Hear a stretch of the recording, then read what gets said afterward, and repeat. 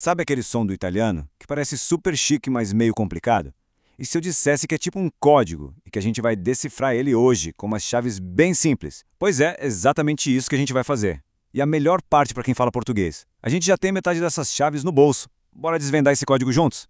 Olha, o nosso objetivo aqui é bem simples, tá? É pegar aquela pontinha de incerteza e transformar em confiança. No final, a ideia é que a lógica por trás dos sons do italiano fique super clara. Para poder olhar uma palavra tipo, sei lá, gnocchi ou bruschetta e ler sem nem piscar, sem medo de errar. Vamos quebrar essa barreira de uma vez por todas. E o primeiro segredo para a gente decifrar esse código tá na simplicidade. Pode acreditar. O alfabeto oficial italiano tem só 21 letras. É isso mesmo, menos que o nosso. E a grande maioria delas tem um som que, a gente já conhece de cor. A base já tá toda aí. Tá, mas e as outras 5 letras que a gente conhece, né? O J, K, W, X e Y. Então, elas até existem no italiano de hoje em dia, sim, mas são tipo umas letras turistas. Elas só aparecem em palavras que vieram de outras línguas, sabe? Tipo weekend ou jeans. Mas guarda essa informação aí, que a gente volta a falar delas lá no finalzinho. Beleza, vamos agora para a primeira parte, e talvez a mais importante do nosso código: as vogais. Sério, dominar as vogais é o grande segredo para destravar aquela musicalidade toda do italiano. Elas são a alma do som, porque, como a gente vai ver, são sempre claras, abertas e muito consistentes. E aqui, gente, tá a chave mestra, a regra de ouro da pronúncia italiana. Se for para lembrar de uma coisa só de tudo isso aqui, que seja isto. Em italiano, o som das vogais é sempre puro, sempre claro. Não existe aquele som nasal que a gente faz em pão ou mãe. Cada vogal é pronunciada de forma bem limpa, bem distinta. Dá uma olhada só. A, E, I, O, U. O som é sempre purinho. Se fala amico e não amico ou amigo. Se fala luna e não lum. Sabe, aquela vogal no final da palavra, ela nunca é engolida, nunca fica muda. Ela é sempre falada com clareza. É justamente isso que dá pro italiano aquele ritmo tão bem definido, sabe? Ok, vogais dominadas. Agora, a gente vai para o coração da nossa missão aqui: decifrar as consoantes. É aqui que a mágica acontece, onde umas regrinhas bem simples, mas super poderosas, vão transformar totalmente o som das palavras e mostrar a lógica por trás de tudo. E a primeira peça do nosso quebra-cabeça, talvez a mais crucial de todas, é a letra C. E aí, como é que ela soa? Bom, em português a gente tem o C de cebola e o K de casa, né? No italiano a lógica é bem parecida, só que, olha só, é ainda mais previsível. Entender isso é a chave de tudo. A regra é incrivelmente lógica. Depende 100% da vogal que vem depois. Dá uma olhada aí na tabela. Se o C vem antes de A, O ou U, o som é duro. Um som de K. Pensa em casa, copo, cubo. Simples. Agora, se ele vier antes de E ou I, o som fica suave, que nem o nosso TCH em tchau. É um sistema de 2 sons. A vogal é quem manda. Vamos ver isso na prática, então. Pega a palavra casa. O C está seguindo pela vogal A. Pela nossa regrinha, isso liga o som duro, o som de K. O resultado? Casa. Igualzinho ao português. Até aqui, zero surpresa, né? Mas agora, olha só a palavra talvez mais famosa do italiano. Tchau.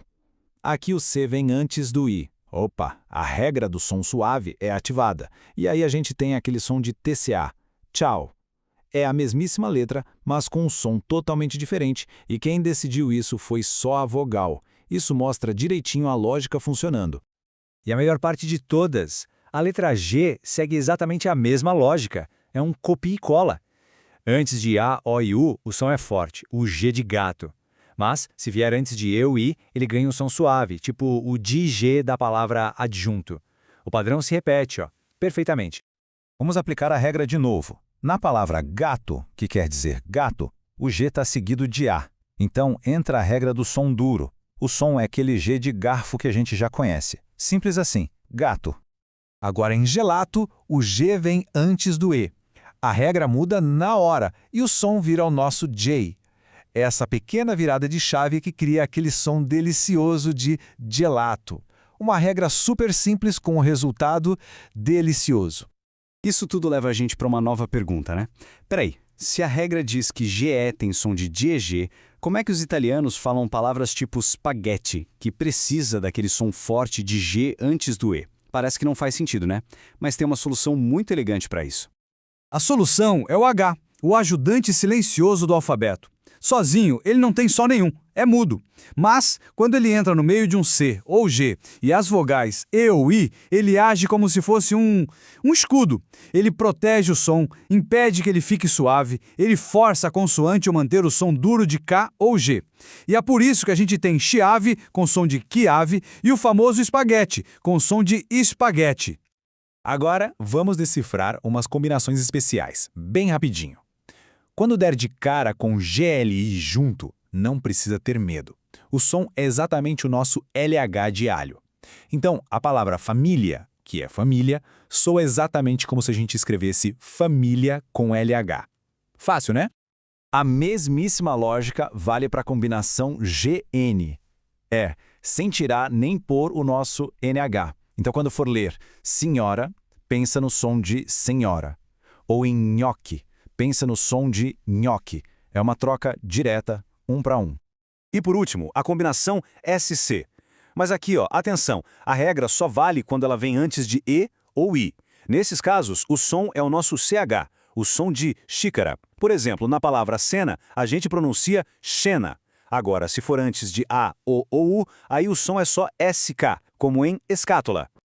E para a gente fechar nossa decodificação, vamos voltar naquelas 5 letras que a gente mencionou lá no comecinho.